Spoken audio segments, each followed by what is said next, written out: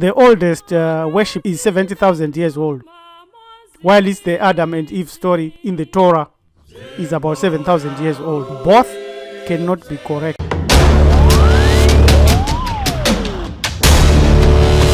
Ladies and gentlemen, welcome to a Maharifado Development Organization presentation by Priest Teacher Rabbi LM Tumizulu.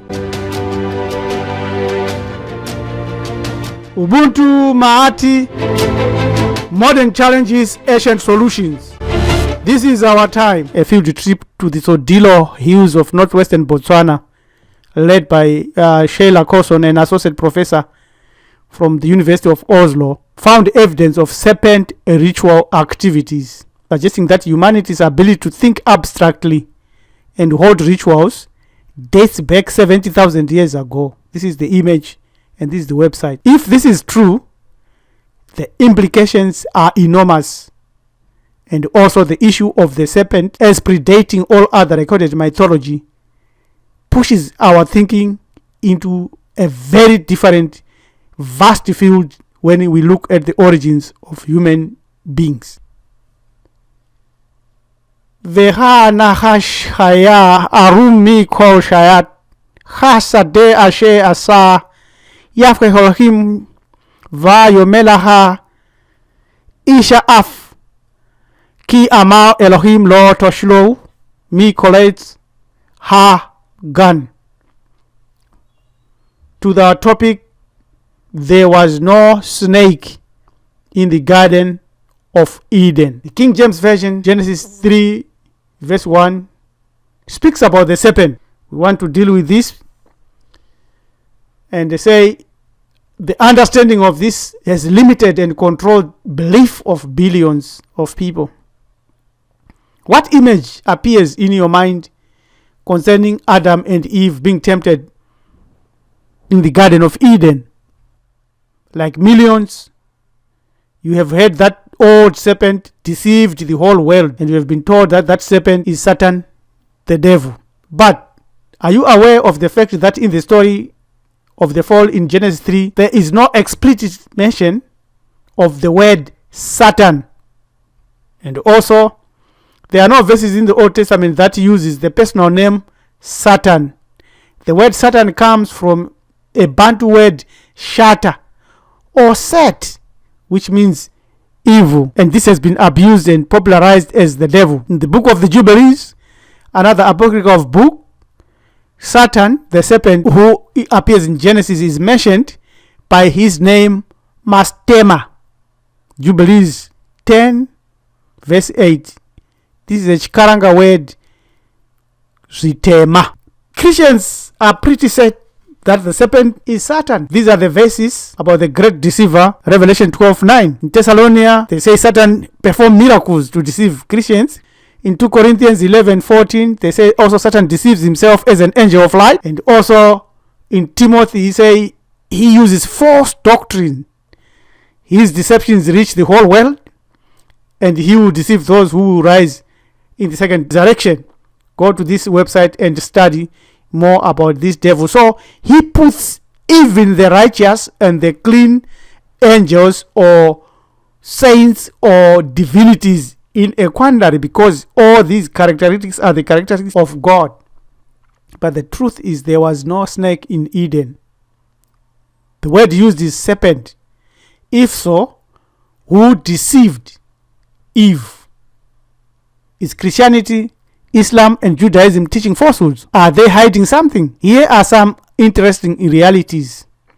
The narrative proves that there was a serpent walking and talking, and that Eve was not even scared or afraid. More facts and shocking facts. The serpent actually was knowledgeable, and he told Eve the truth. So, what was or is a talking serpent? We can assume that prior to this, the serpent had limbs. Otherwise, the case would hardly be a case at all. The serpent is cursed thus, because you have done this. Cursed are you above all the wild beasts and all the living creatures of the field. On your belly you will crawl, and dust you eat all the days of your life.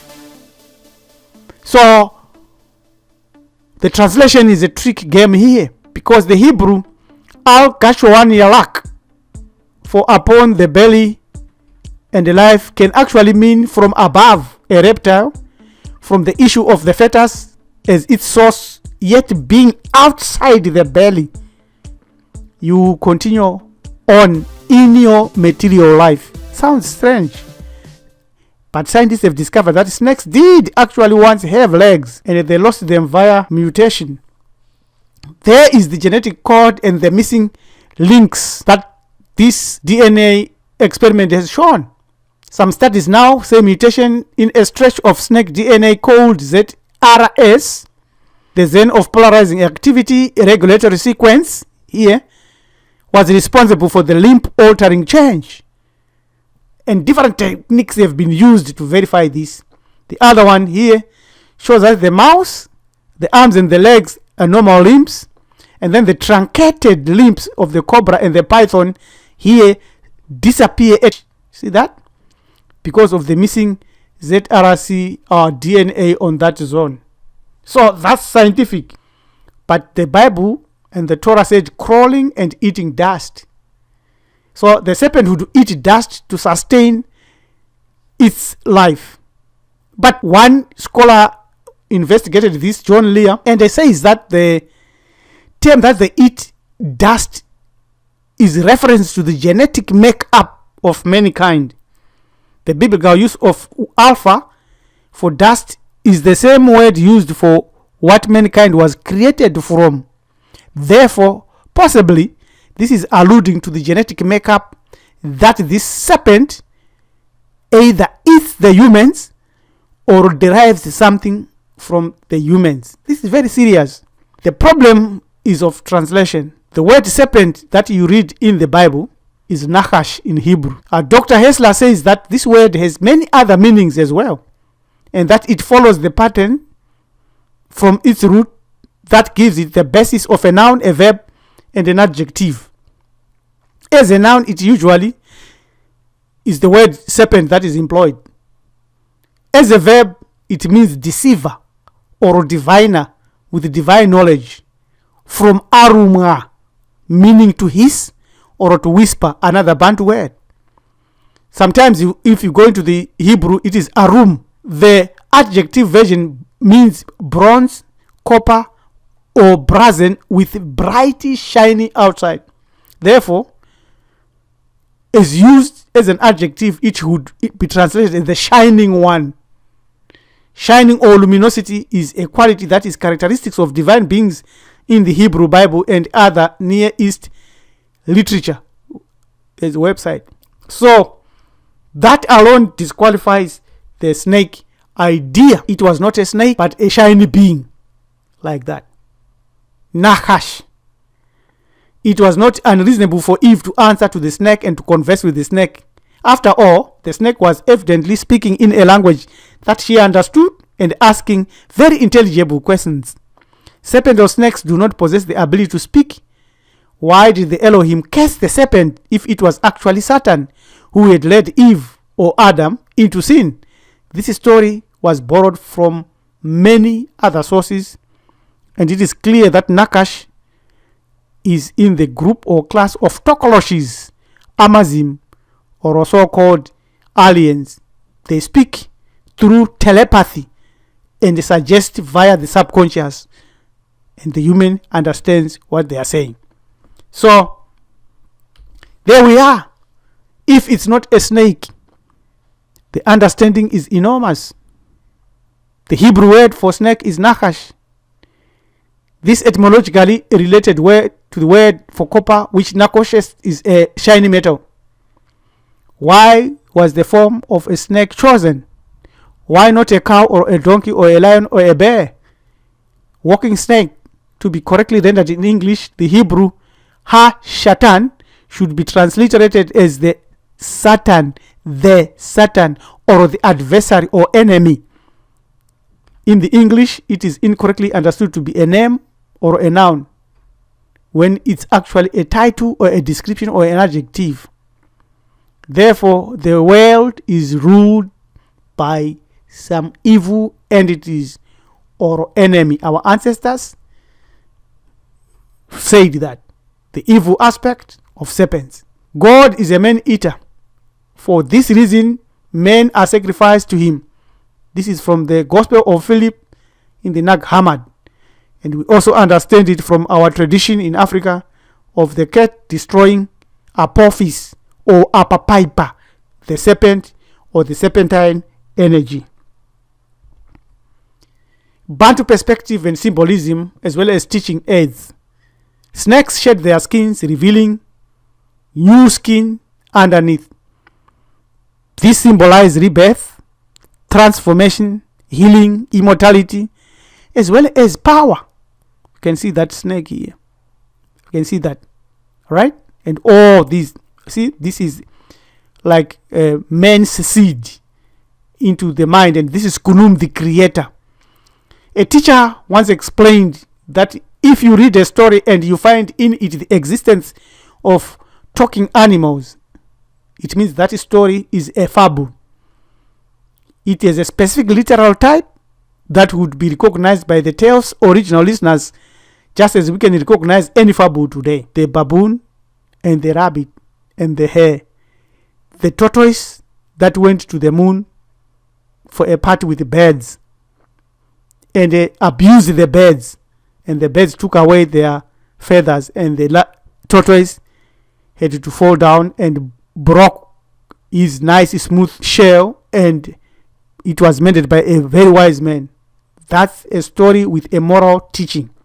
That's the same story with the serpent part, with other historical inputs. Human reproduction, serpents were revered and symbolized as life givers before the Genesis writers, through the Greeks and the Romans, walked to the earth. See, this is the story about all that. It became evil after that. Nyoka refers to the reproductive system in Chikaranga. Ancient narratives about new life and transformation, even predating Genesis, kind of gives Genesis the story of totems, the use of totems, and many other associated teachings. Subscribe to our channel, Hamiti Iburu Ethics, and this is our email, and this is our website. Maarifa Development Organization, Hamiti Iburu Ethics, helps people of Bantu heritage reclaim their spiritual identity.